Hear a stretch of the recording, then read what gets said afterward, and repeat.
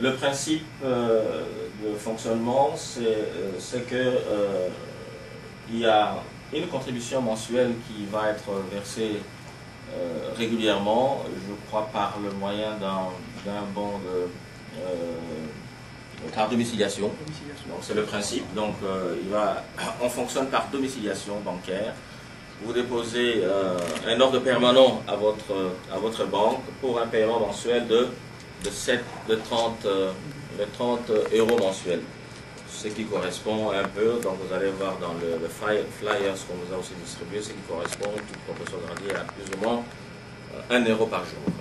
Et avec ce versement de 1 euro par jour, donc de 30 euros mensuels, vous permettez à cette personne proche, parents ou membres de famille ou amis, vous êtes à vous librement de décider qui font partie de cette bénéficiaires qui vont effectivement accéder aux soins là-bas. Donc ici, la fondation privée s'occupe de faire la sensibilisation ici au nord pour que les gens puissent pouvoir s'affilier et verser les droits ou les cotisations, les paiements mensuels. Mais toute la gestion se fait en RDC par l'association partenaire qui est aussi créée, qui a déjà été créée à Kinshasa. Ici, nous sommes sortis sous forme de fonds. On a choisi à dessein la structure, le statut de fondation, parce que nous pensons que ce statut-là permet au mieux de correspondre à l'activité que nous sommes en train de mener.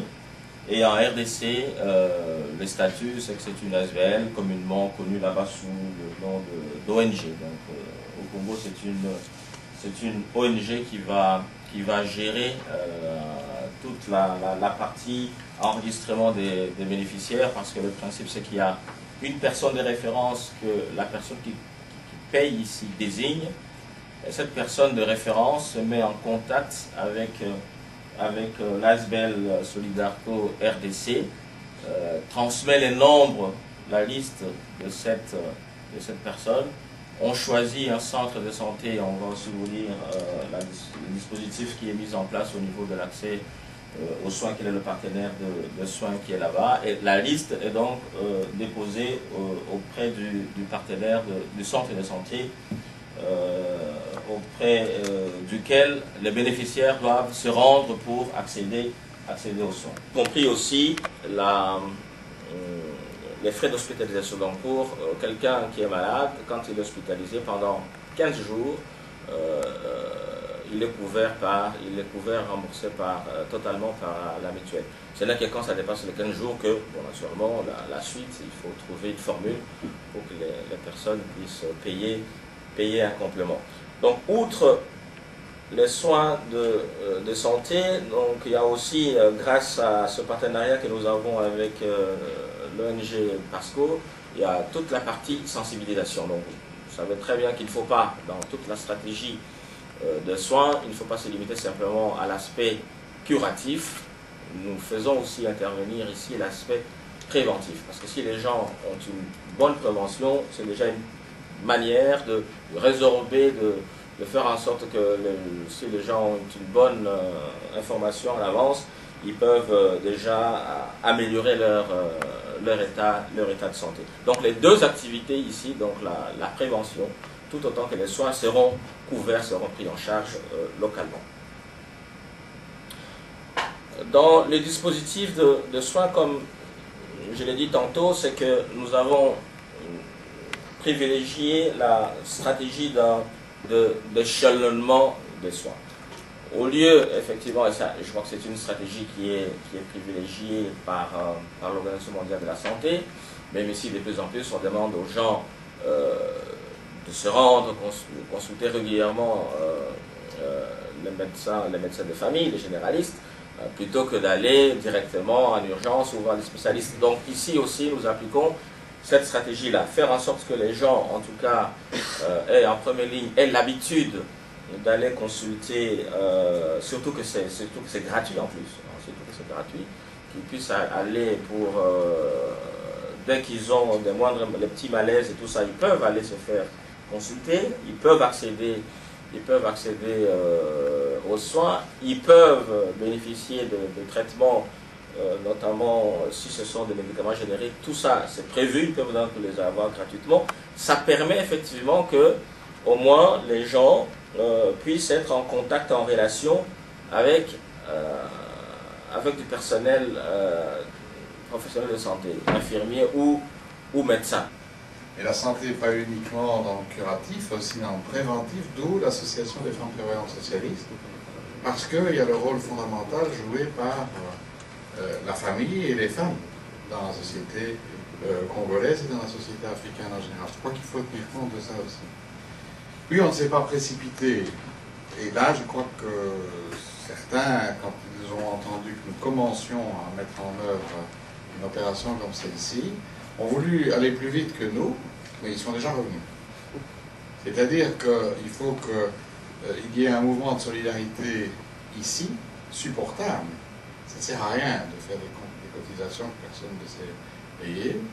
Et il faut aussi, et là on l'a appris au contact des amis du Congo, il faut aussi que là-bas, il y ait un mouvement quelque part de solidarité qui s'exprime pour amener progressivement à finalement l'instauration d'un système de santé basé sur les principes de solidarité qui n'est pas la copie conforme de ce qui s'est passé en Belgique, parce qu'aucun système n'est transposable.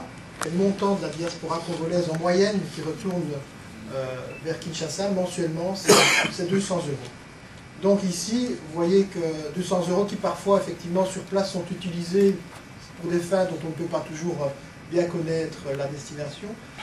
Mais en tout cas, avec le projet ici, ça sera pour des soins de santé et ça sera pour l'accès aux familles et aux proches qui sont restés à Kinshasa. Je pense que c'est ça l'élément important à retenir. Régularité. Et donc, à ce stade-ci, c'est plus facile de fonctionner avec des paiements venant de la Belgique. Mais rien n'empêche qu'un Congolais de France, comment dirais-je, s'arrange avec un Congolais de Belgique pour contribuer ici. Donc, il n'y a pas de problème, puisqu'on peut même contribuer pour des gens qui ne sont pas de notre famille, de votre famille. Dans un premier temps, c'est plus facile pour nous de gérer uniquement des contributions venant de la Belgique. Mais bon, rien n'empêche qu'à l'avenir, le système puisse se développer dans d'autres pays. Mais on ne veut pas non plus mettre la charrue avant les bœufs, de manière à pouvoir, disons, garder la main mise sur la gestion.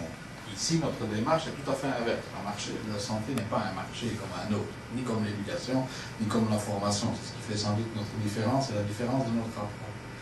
Et donc, en clair, il y a eu plusieurs démarches effectuées à l'égard du gouvernement congolais et des autorités congolaises pour montrer effectivement les différences d'approche. Et également faire en sorte que on revoit un peu cette position de glisser tout vers le secteur commercial. Et on peut dire que des visites, notamment de Mme Onkelings, qui a fait un déplacement au Congo il y a quelques mois, qui a rencontré toutes les autorités congolaises, du plus haut niveau au plus bas niveau, au niveau local. Elle a eu l'occasion effectivement d'expliquer l'intérêt des mutualités de santé, et ici nous parlons pas uniquement des mutualités socialistes, nous parlons des mutualités historiques. On a aussi parlé de la mutualité chrétienne, ces mutualités qui sont les vraies mutualités par rapport aux compagnies d'assurance qui ne sont pas des mutualités, qui reposent sur des valeurs et sur des principes. Et cette visite a incontestablement réorienté en quelque part un peu la politique qui était menée au niveau du gouvernement congolais.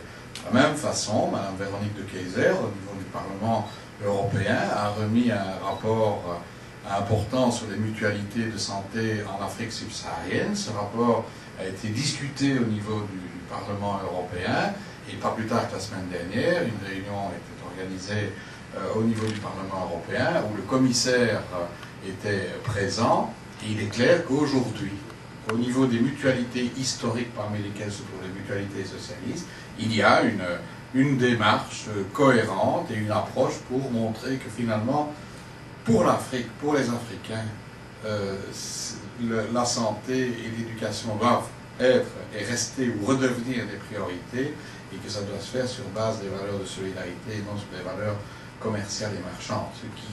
Notre projet ici est un projet qui s'appuie sur cette valeur de solidarité avant tout.